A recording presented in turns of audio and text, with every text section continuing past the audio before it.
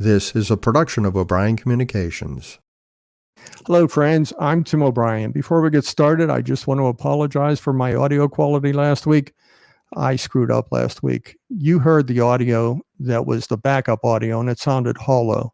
But what you didn't hear was this microphone, because I couldn't hear the difference until after the episode was completed and recorded. So let's just say we learned our lesson and we fixed it for today. Speaking of today's episode, have you heard any good comedians lately? I know I have. Kathleen Madigan is one of my favorite comedians, but I have to admit, I still can't resist a good Dave Chappelle routine.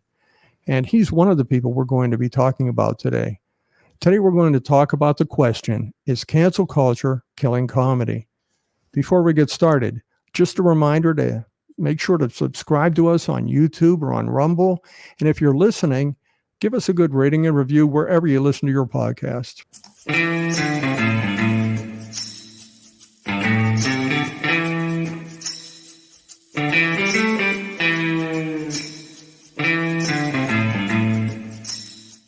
Today, we're joined by Evan Nierman. He's the author of this book called The Cancel Culture Curse, From Rage to Redemption in a World Gone Mad. He's also the founder and the CEO of a PR firm called Red Banyan. One of their specialties at Red Banyan is crisis and issues management. And as you know, if you listen to this podcast, that's something near and dear to my heart. So one of the things I can tell you, though, he's my kind of public relations person, because after reading his book, one thing he tells his clients is don't roll over. So I like to bring Evan on right now and welcome him to the podcast. Evan, welcome to the podcast. Thanks, Tim. Excited to be here and to get into it. Yes, and even a couple glitches today when we got started. But I wanted to run a quote by you because, we had this interview scheduled for a couple of weeks. But in the meantime, one of the people that a lot of people know in the comedy world, Jerry Seinfeld, came out and he talked about the issue that we'll be talking about today. So here's something Jerry Seinfeld mentioned, and I wanted to get your reaction to it. He said, "This is the result of the extreme left and PC people worrying too much about offending people." And I'm summarizing that. When you write a script and it goes into 4 or 5 different hands, committees and groups, and then they comment and he puts a little quote, "Here's our thought about this joke." Well, at the end, that's the end of comedy. So that's pretty much a summary of what he said. What do you think about that, Evan? Does that coincide with what you wrote about in some of your writings? Well, it does, because if I understand Jerry Seinfeld's quote, he's saying you can't determine what's funny by committee, and you can't write a joke by committee. And the problem with cancel culture is you have an unelected committee of people who are deciding what someone can say, what they can think, and what they can do. And so in the same way that Jerry Seinfeld says, well, that's the end of comedy as we know it, I would argue that if we let a committee of people who don't even know us determine what we can think, what we can say, what we can do, well, that's the end of our American society as we know it. And that's part of why cancel culture itself is so fundamentally un-American. And why do you say un-American? Well, I believe it's un-American because there are certain things that we expect in this country. We have freedom of speech, freedom of thought, freedom of assembly. There's also this thing called due process under the law. And the problem with cancel culture is it takes all of those things, some of which are our most sacred rights, such as the right to free speech, and it wads it up and it throws it out the door. And that's wrong. And every single person, and I will defend until my last breath the right of someone to say something, even if I don't like it, even if it's not my view. And our country has been predicated upon this idea that people can have differences of opinions, but we don't have to be afraid of thought police trying to control us. And when you get into cancel culture and you have people self-censoring and they're afraid to speak their mind and they don't anymore have that most cherished right, the right to free speech, well, that's pretty fundamentally un-American. And that's why I say that. Well, I have to agree with you on that. And one of the things and the reasons I was able to connect with you on this today was it wasn't just your book. It was something you wrote for a publication called The Hill. And the article that you wrote for The Hill, the title of that was called Cancel Culture is No Laughing Matter, Comedy on the Edge. And I read the article and I thought, I really want to get into this with Evan, because this is the kind of thing, and we oftentimes, even going back into, say, the Middle Ages, the king had a court jester to sort of keep him honest, in a sense. That was the purpose of the court jester, was sort of to provide some humility to someone that nobody else was able to challenge. And here we are today. Now we have comedians, we have comedy. Jerry Seinfeld pointed out that you don't have sitcoms like you used to, and if you do, they won't take chances like they used to take. Same thing with Saturday Night Live. People criticize that now for sort of being too tame and not challenging, the powers to be. So my question for you is really about the article. What made you single out comedy when you wrote that article for The Hill? I singled out comics because at the time when I wrote it, there were a number of comedians who were finding themselves in the crosshairs. And this includes very high profile people like Joe Rogan, like Dave Chappelle, and others. And I love your reference to court jesters, because if you think back to that time, the court jester was really holding up a mirror to the king, the monarch. And I think comics have a unique standing in our society where they're holding up a mirror to our society, and it's providing a hot take on it. It's laughing at ourselves, the ability to critique things that we're doing, things that we're not doing.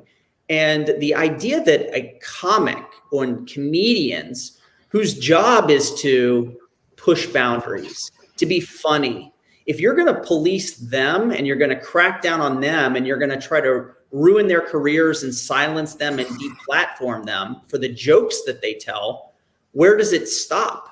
In my view, comedians have a unique role. They have a unique standing. And if you've got, Jerry Seinfeld talked about earlier that you can't tell jokes or write funny jokes by committee, we can't allow anybody to have this veto where someone makes a joke, you don't like it, and therefore you initiate a campaign, get a bunch of other people online to come after that individual and silence them.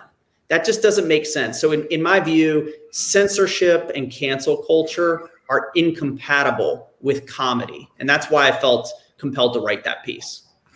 I find one of the when you get into a debate about cancel culture or censorship, or when they overlap, I notice that the people who will sort of defend censorship or even defend cancel culture, first of all, they'll look at censorship and they'll say, well, if it's not the government doing it, it's not censorship. So in other words, if a group pressures a network to take someone down or deplatform them, that's not censorship because presumably it's the public. But then on the other hand, who is cancel culture? Because people will say cancel culture holds people accountable. And I know you get into that discussion, not only in your book, but in other discussions that you've had. So let's talk about that first. And it's almost a three-part question. The first question is, who's cancel culture? Who are the people? Second one is it really an issue of accountability? And third, let's talk about censorship. So let's start at the beginning. What is the definition, I guess, of who cancel culture is?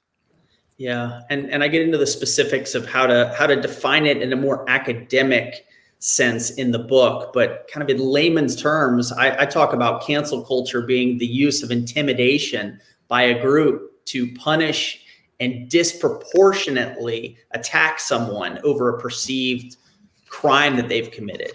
And cancel culture thrives on you can't have cancel culture in a world without the internet. And that's why cancel culture has become a phenomenon that we've seen come onto the scene in recent years. There's a handful of different elements all coming together to create the perfect storm for what allows cancel culture itself to thrive. And what you've got a default to outrage, where people are angry, they default to being upset about what other people are saying, We've got tribalism in our politics. The left hates the right hates the left. It's the extremists in both parties that are pulling them to the fringes. Also, we're in a time where everyone has access to the same tools in terms of social media platforms. So you can have a person like Taylor Swift, who's arguably one of the most powerful people in the world because of the audience she commands. And then you could have, some goofball like me, who I have the access to the same tools that Taylor Swift does. Obviously, her soapbox is much bigger because of all of the hundreds of millions or billions of people who hang on every word that she says. But it gives people the opportunity to weigh in on topics that they don't necessarily know about, and that the internet itself, the transfer of information is instantaneous. And so you have stories that go viral in just minutes after being posted. There's also this amazing symbiotic relationship between social media and the mainstream media. Mainstream reporters are hanging out on X and other platforms all day, looking at where the debate is happening in the so-called town square. They get ideas for their articles there, and then they end up filing their own stories in these mainstream publications. So you get crossover and cross-pollination between social media and mainstream media. And it's all of these elements combined that create this phenomenon of cancel culture. And the biggest problem that I have with cancel culture is when people become the target of an online mob. I like to refer to these people as cancel vultures. And the reason is these are people who love trying to take other people down a peg. They feed themselves and they nourish their own self-interest or self-esteem by critiquing and criticizing other people and picking them apart. So when you've got cancel vultures targeting individuals, the problem is the individual who's in the crosshairs doesn't necessarily have a chance to defend himself or defend herself before the mob swarms down.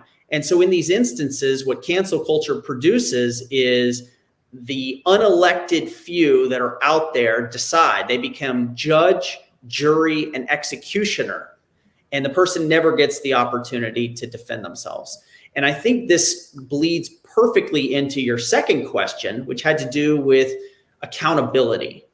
Let me be clear. I have no problem whatsoever with people being held accountable. I also believe that this country has various mechanisms by which people are held accountable.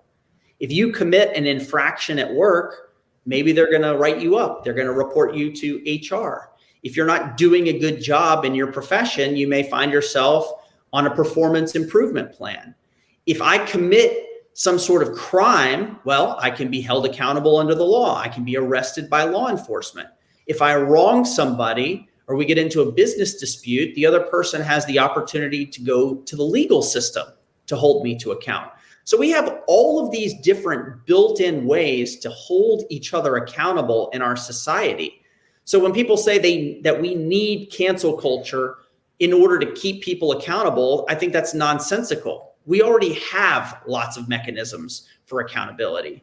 And in my line of work, counseling individuals and companies who find themselves on the receiving end of hatred and vitriol by these cancel vultures, many times it's innocent people who have not done the thing that they're accused of, who find themselves trying to maintain their personal reputation, to keep their business afloat. And it's a very hard hurdle to overcome when you have the entire world ganging up on someone. And the problem with cancel culture, again, is it takes away due process. Person doesn't have a fair opportunity to defend himself or herself. They've already been crucified in the court of public opinion. Yeah, the third part was about censorship. And it was the issue of whether or not the government, if the government's not censoring you, does that make it censorship? In other words, if you're using some kind of power, the coin, like a boycott, maybe that's not censorship. But if you're using other types of tactics to silence other people, is that censorship? Yeah, it is censorship. But it doesn't require that the government be the ones doing it for it to be censorship. So, the heckler's veto has become something that we've seen explode onto our campuses all across the country. So a speaker comes in, wants to share his opinion on something, and then individuals attend the event and they shout down the speaker, they interrupt. And that essentially has led in many cases to them canceling the events.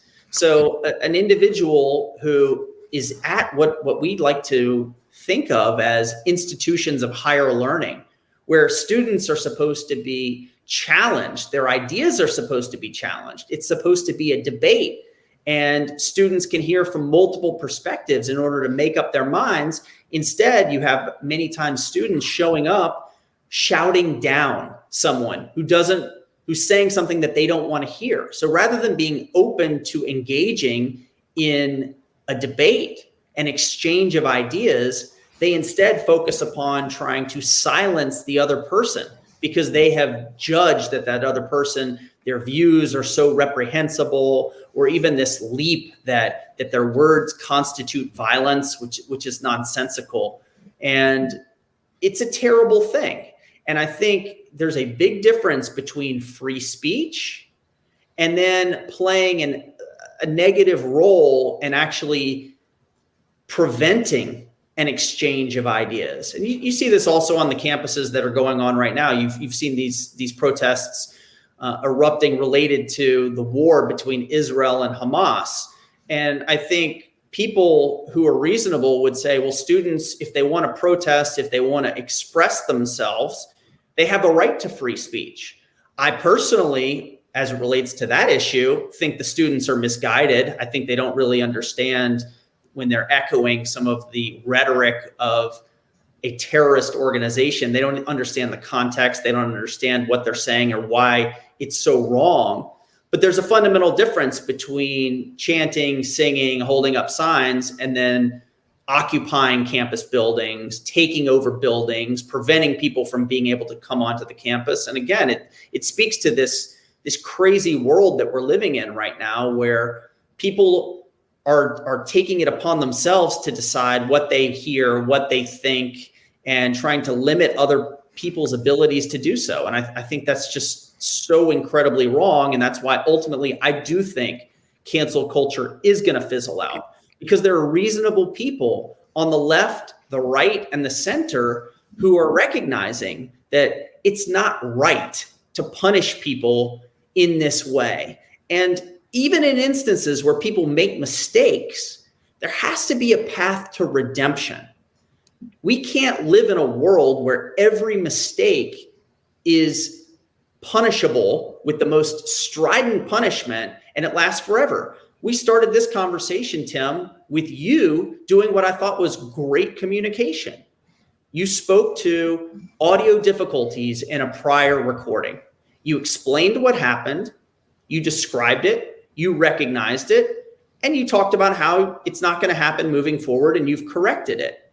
Now, in a cancel culture world, that would mean your listeners would hear you say, you admitted, Tim, that the audio was subpar. Therefore, this is a shoddy podcast. It's not worth my time. C, you identified yourself that what you did was unacceptable, and therefore I'm never listening to your podcast again. I'm never downloading it. I'm going to give you a 1-star review, and I'm going to tell everybody never to listen to you again. That's what would happen in a cancel culture world. It does. And I'm glad. I want to come back to some of the things you just said, but one of the things that you kind of started with there when you talked about the college campus, I think is key, because and in a way, it's almost like a barometer of society when you look at what's happening on college campuses. And it was back in the 60s when you looked at the anti-war protests and all the years since, you could always get a sense of where the society was going on college campuses. And like you said, there's something strange going on college campuses now that's anti-democratic in so many ways. And I think that, when you try to silence speakers, for one, that is against the First Amendment. I agree with that. But it goes back to these comedians, because the comedians are always the tip of the spear on a lot of cultural things. And one of the people that you talk about in your book, and he's quoted, is Chris Rock. And he basically said the atmosphere, the climate for comedians at the time that he said this was everybody's scared to make a move. But since then, there have been changes because comedians have found their footing again. And you've had people like Dave Chappelle, and you've had people like Bill Burr, and you've had people like, another guy, Jim Brewer, who have come out and they've taken on controversial issues, things that would get you taken off of social media platforms, and they stand on stage and they do a routine of it, mocking whatever it is. And there's that other thing about comedy. It's funny because it's true. So the humor that they've delved into was basically attacking the truth of some of the craziness of it all. And that's what I wanted to ask you about there, about college campuses and about people like Chris Rock, because Chris Rock called it selective outrage. In other words, it's not for real. It's not true. These people aren't truly outraged, fake outrage, faux outrage, whatever they want to call it. What's your opinion on that? How genuine is some of this outrage? Well, he's completely right. And I think all you have to do is look around the world and you can find no shortage of things to be up in arms about and to protest against. But selective outrage, what we're seeing on the college campuses related to the Israel conflict with Hamas in the wake of kidnapping and massacre of civilians on the Israeli side is, there's a huge outcry on this issue, whereas I doubt most of the protesters have even been to Israel or been to Gaza or know the history there. And certainly there are loads of other conflicts that have been going on all around the world that haven't brought, when there's been actual genocides, we haven't seen college protesters out in force demanding an end. So this is definitely selective outrage. I think Chris Rock and Dave Chappelle have been mighty warriors, and they've stood rock solid against cancel culture. Bill Burr too. And I also think Bill Maher deserves a lot of credit, because these are individuals who have looked at cancel culture and they've said, this is ridiculous. It's wrong. And I'm not going to just roll over. And so if you watch some of their specials, and I have, they've got bits in there that are specifically about cancel culture and how ridiculous cancel culture is. And they're willing to make jokes on topics that many other comedians would be afraid to touch for fear of being shouted down, for fear of it having a negative impact on their careers. I think part of the reason that these guys are able to do that is they've already reached the pinnacle. They are at the top of their game. They've got Netflix specials. Bill Maher's on national TV, international TV. They have built-in audiences. And so they're almost at this point too big to cancel. But I don't think that that's the only reason. I think these guys have guts, and I think that they have principles, and I think that they recognize that comedy and our ability to tell jokes and to hold up a mirror to society is something that's worth protecting and defending. And I talk about in the book, the number one thing that you have to keep in mind when the cancel vultures come for you is to refuse to be canceled. And I think Dave Chappelle, more than anyone, he's been getting abuse for years with people critiquing him, calling him a transphobe, attacking him on any number of issues. And Dave Chappelle's response is basically, pound sand. I'm not going to be silenced. You're not going to shut me down. I'm going to do what I do.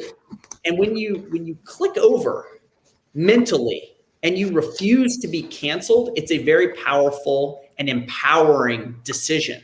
And I think it's really hard for a lot of individuals who don't have a built-in audience. Individuals are very susceptible to cancel culture, and they can find themselves on the receiving end quickly.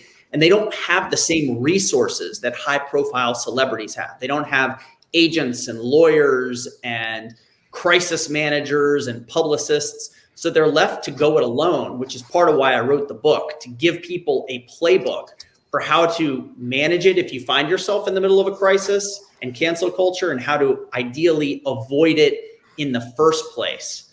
But it is a topic that I think everyone needs to be aware of, because your whole life can change in just moments and minutes. But my message to anyone who's out there who's listening to this show right now and could eventually find themselves under fire is keep this in mind.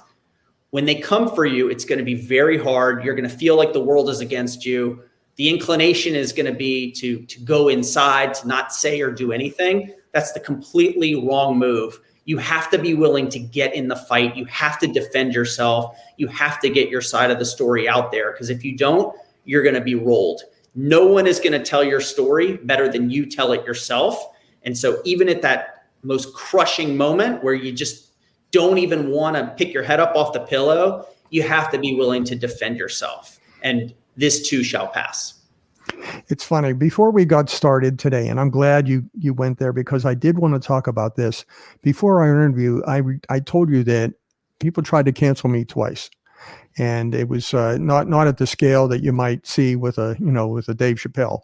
But in our little world of public relations, it happened to me twice. And the first one was I was working for a client that an activist group didn't like. So the activist group was going after my client. My name was on the press releases, so they went after me. And they did a deep dive on all my social media going back to forever. And they cherry-picked things out of there to make it sound like I was somebody that I wasn't. And to your point, I had to decide, do I respond to this? How do I respond to it? I had some actual media contact me and ask for comments, and I gave them some comments based on that. And I just didn't do, as you said, my posture was, well, they're lying. I don't want to get into a fight with them over which things were lies and which weren't. I'm just going to keep moving forward. I stand by my client, and my client was also under attack, so we were in it together. And that was one time. And the weird thing about for you, and your client was well served by you because you didn't roll over. Oh, and it even got better. The Pittsburgh paper, the Pittsburgh Post-Gazette, who I've known my whole career, this group tried to attack a head of a college, a foundation, me, and the CEO of my client organization. All four of us were in a big expose that they put out. And what they did was they didn't get it right. What they did with me, they did with everybody else. So the Pittsburgh Post-Gazette ran an editorial in defense of all four of us. And so it actually not only worked out, but we had an ally in our major daily that actually ran an editorial and named each one of us by name and said, basically, you can't trust this organization because it's and I'm paraphrasing. They didn't use the word trust, but they did that. And I remember that. And there were some lessons learned. I stuck to my guns there, like you said. The second time was a little bit more narrow, and it was on the topic we're talking about today. I actually wrote an article for a PR trade that said some of the things that you say in your book.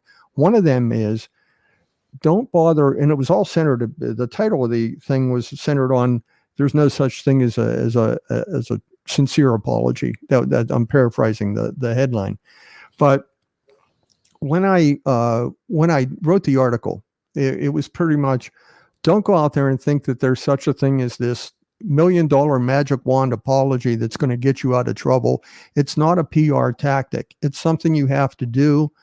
And the other side of it, I said, is if they're not willing to forgive you, what is the point of the apology? And you get into that philosophically in your book tremendously. I think you say in the book, the most honorable apology is when you don't expect forgiveness. You said that in your book, and there's a thinking behind that.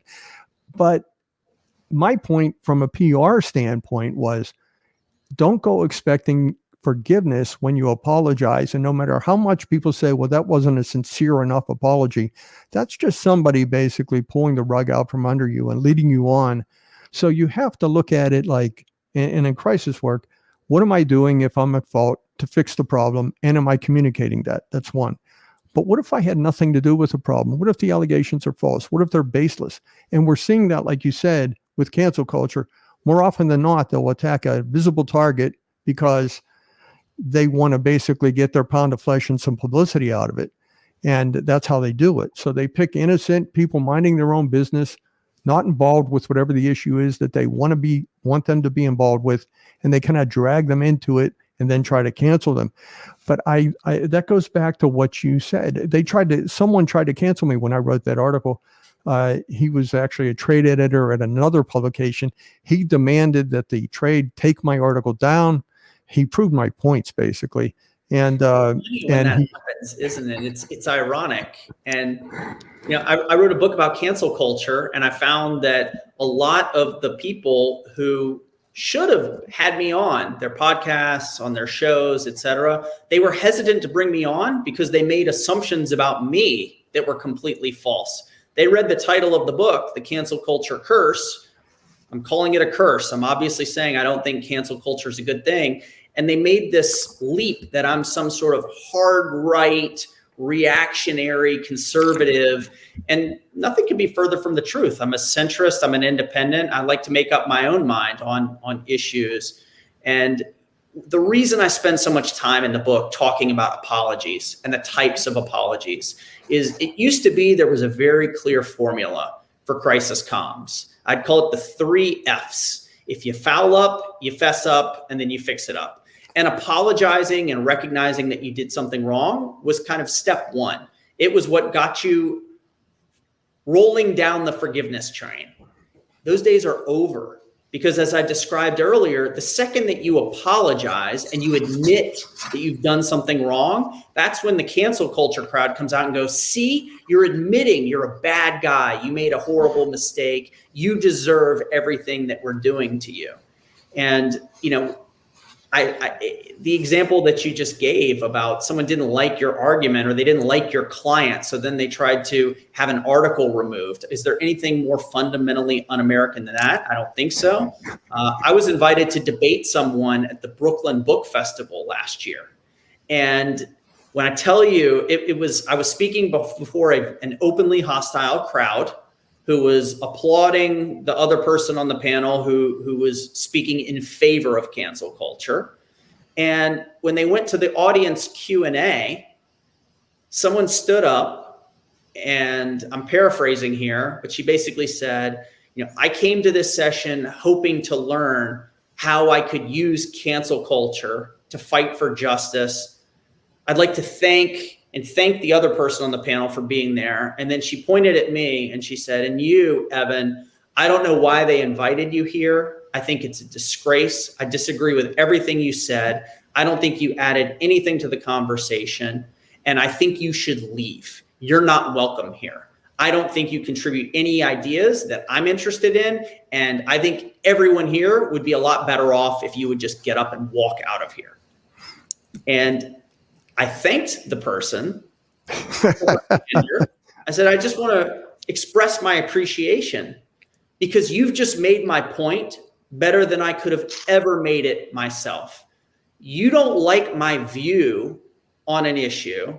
And not only do you disagree with me, rather than engage in a debate of where you think I got it wrong, instead, you decree that I should be deprived of the opportunity to even express myself, and therefore you want me physically removed from the space.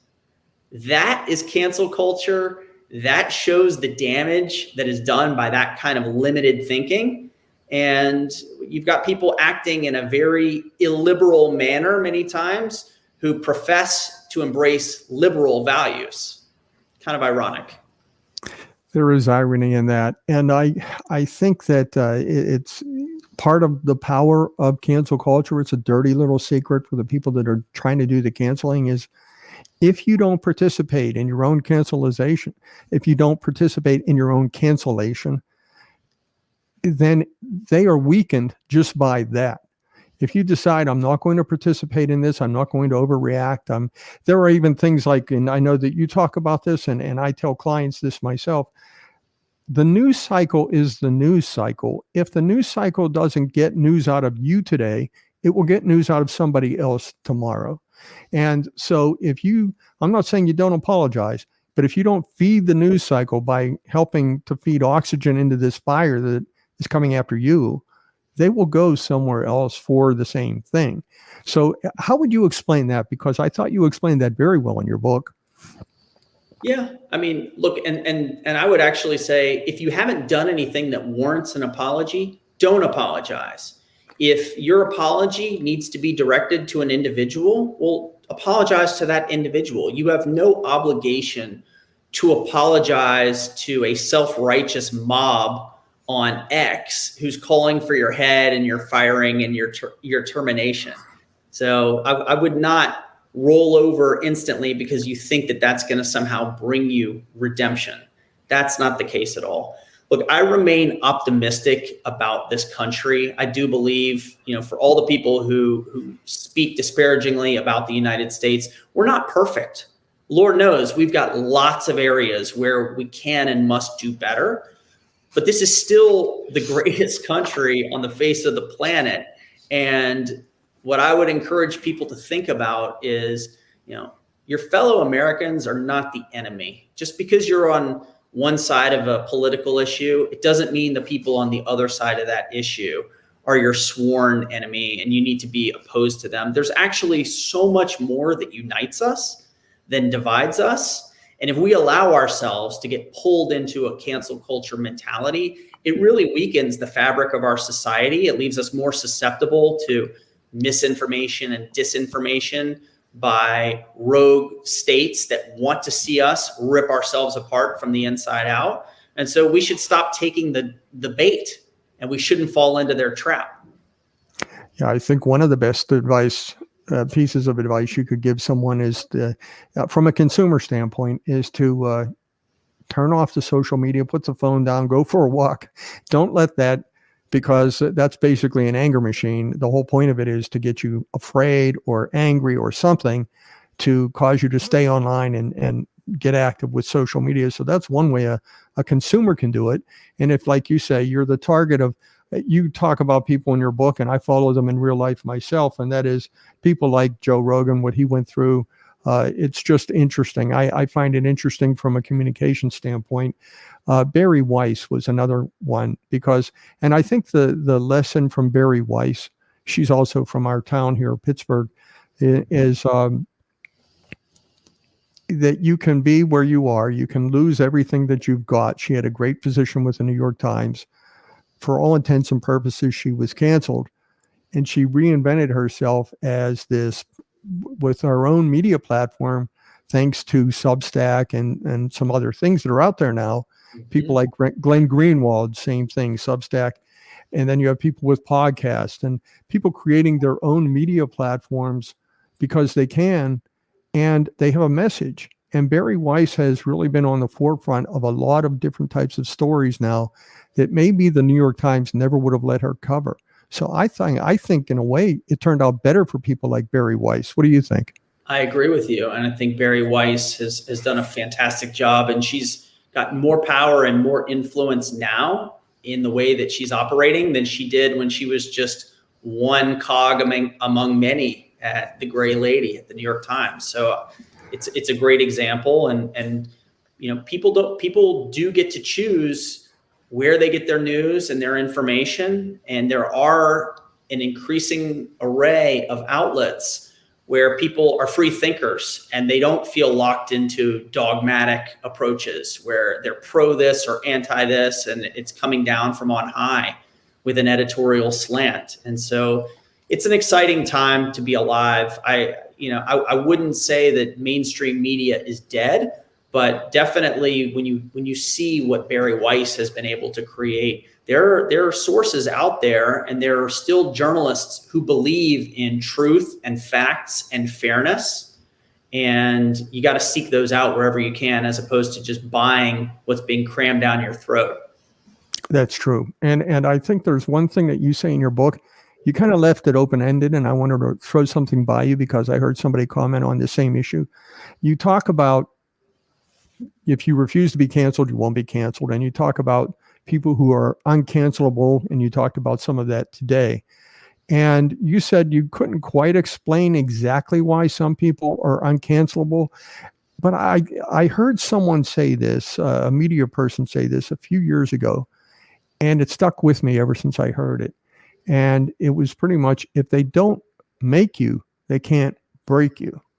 And I think Barry Weiss and other people are proving in a sense that's what's happened, is you can work for the New York Times, and if you can only work for the New York Times or the Washington Post, then yes, they can break you.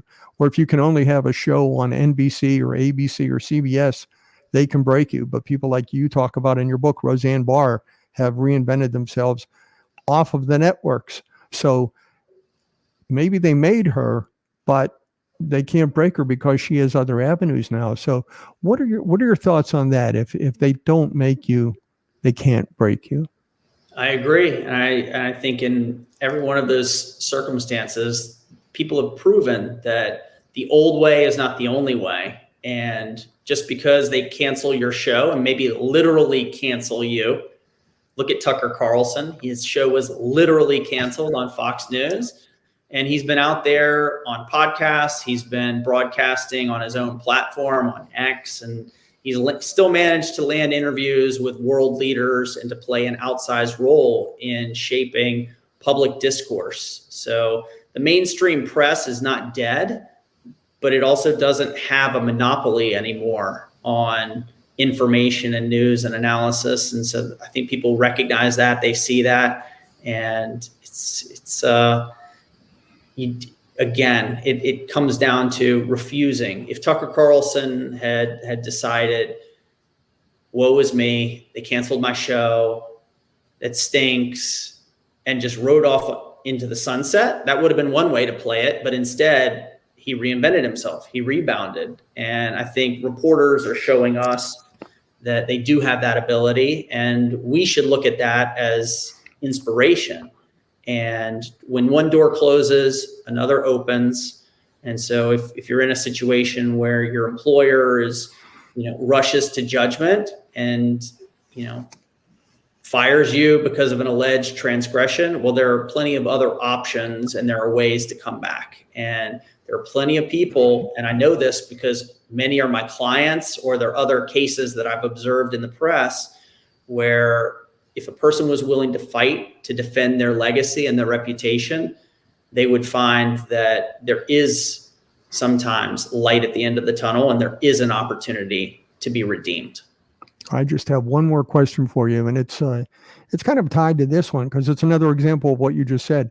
Shane Gillis, he was supposed to be on Saturday Night Live as a member of the cast. He was canceled before he even got the job. And then just this past year, they brought him on as basically a guest host. So he went full circle, and how he did that was basically the way you're talking about. And that is, he went out and he stayed on the road. He gave his routines. He built up a following.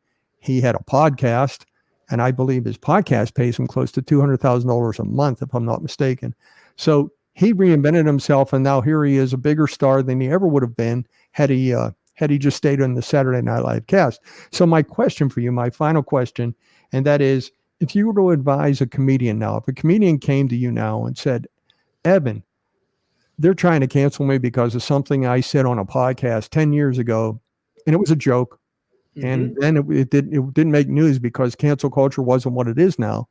But now that somebody found it, and they say somebody uncovered it, but usually they're not uncovering it, they're looking for it. And now they want to cancel me. What would you say to that comedian? I would say go right at it. Go right at the accusation. Go right at the issue that's most combustible, and start writing some new material related to it. Make light of it. Put it under the microscope. That's a playbook that we know has worked for others, Dave Chappelle and others. And if you go at the thing that others think they're holding over your head, you sap their power. You take away the bite. You eliminate. They think they've got this thing that they can use to coerce you. And if you go right at it and you redefine it in your term, on your terms, and with your frame of mind, well, then you take away their power over you and you empower yourself. So I would make light of it. I'd point it out. If they're digging through, I would make some jokes about what else they're going to find. If they go digging through your house, they're going to find things a lot scarier than some tweet that didn't age well. And I would go right after it. I'd like to thank you for joining us today, Evan, and glad you were able to take the time for our audience here on this today. So I appreciate your coming on. Thank you, Tim.